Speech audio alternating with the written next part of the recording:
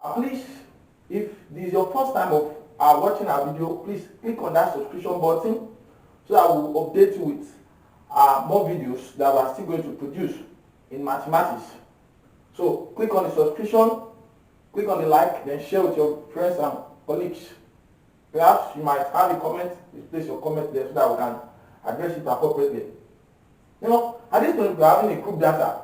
Now the question says the data below is that of the shoe size of 100 men for the NYC. Now shoe sizes having the data 50 to 54, 55. So now how do I get this?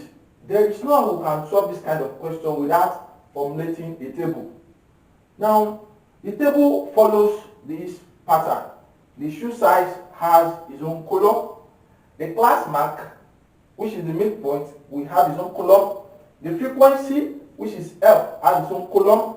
The product of the frequency and the X will have its own column. Then the deviation will definitely have its own column, and I represent it by D. You know, if you have been following us in our subsequent videos, I said deviation is actually the deviation of the number from the mean gives us the deviation, which is this, which is the product of the mid, which is the function of the midpoint, the class mark, minus the mean. Then we have this deviation squared, then the product of the frequency and the square of the deviation. So enjoy us as we write on this question. Now, what's the class mark? Yes, the class mark is simply addition of the group data divided by 2. 50 plus 54, it will give us the midpoint. When we add it together, it will give us 57. This one to give us 128. 60 plus 64 to give us 124. And 124 divided by 2 to give us 62. Then this one will give us 67. This one will give us 72. And this one will give us 77. So these are the midpoints. Just add this and this together, divided by 2 to give us this, add this and this, so on and so forth. Now the next one, the next column is the frequency. The frequency has been given to us from the question 7, 15, 44, 13, 9, and 12. Mind you, they are consistent with the numbers. So we have 7 followed by 15, followed by 44, followed by 13, followed by 9, then we have 12. Now the next factor on the column now is the product of the frequency and the X. Now that is, we multiply this frequency F, or the data of the frequency column, by the midpoint on the class mark column. So 72 times 2, now we have to calculate 72. 52 times 7 to give us 364. 15 times 57. 12 times 77. 12 times 77 to give us 924. Yes. Be careful when you are multiplying the frequency at the class mark so that you not mistake the frequency to the number that is not consistent with it. Now the next thing is to find the deviation. The deviation column now, this simply means subtract the mean from the actual midpoint. But how do we get this? That means we need to calculate the mean. What's the formula for mean? The formula for mean is E sum of f x all over sum of f. First of all, what is our shoe size? Is 100. So the total number of the frequency is 100. So if you add this 15 plus 7 to give us 22. 22 plus 44 to give us 66. 66 plus 13 to give us 79. 79 plus 9 to give us 88. 88 plus 12 to give us 100. So at the end of the day, we are having 100.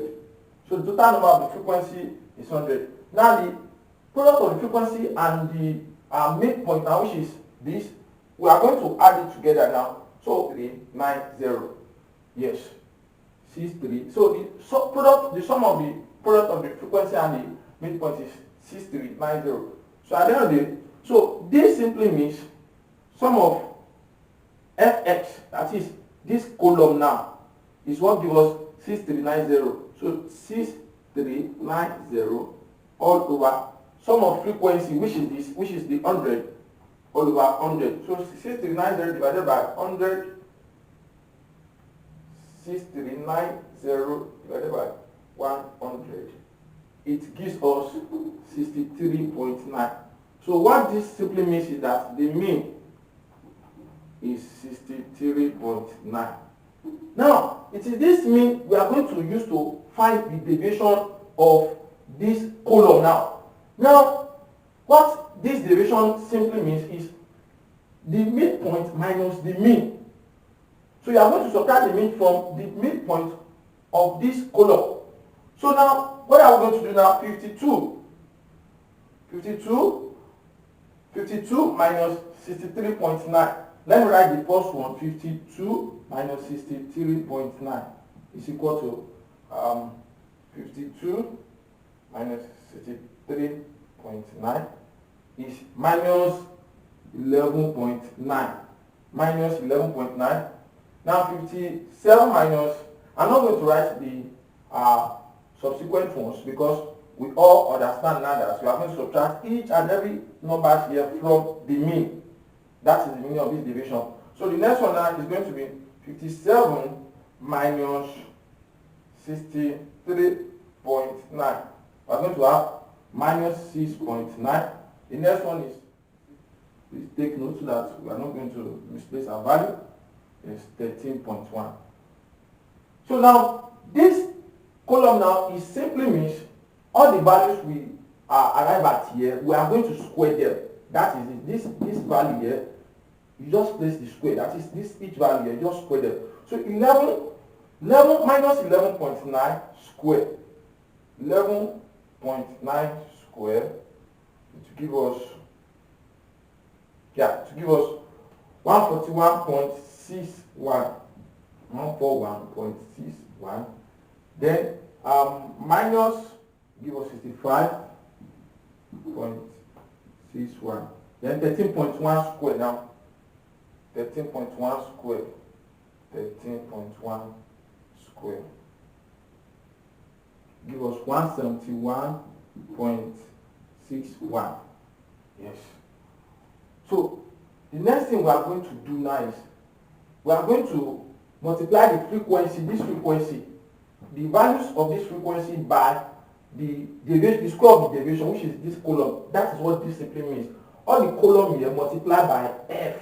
So all the value here multiplied by all the value here. That's what this simply means. That is f times d square. This is d square and this itself. So multiply this place by this place gives you this column. So 7 times 141.61 now.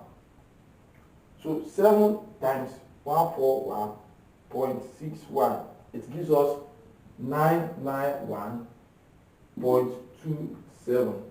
The next one is 15 times 47.1. 15 times 47.61 give us 714.15. Now the next one is 44 times 3.61. 44 times 3.61. It gives us 158.49. Then the last but not the least, which is 12 times 171. 12 times 171.61.